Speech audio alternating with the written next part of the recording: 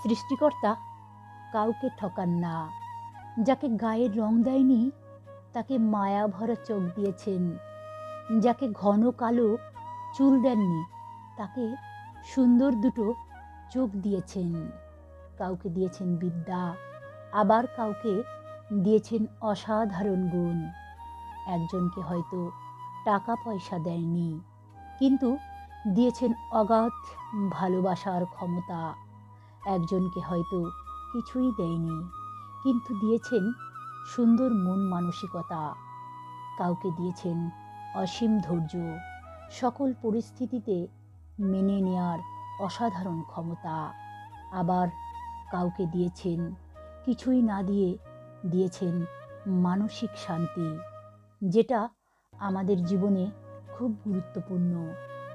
সৃষ্টিকর্তা কাউকে ঠকান না, একদিকে ঠিক পূরণ করেই দেন।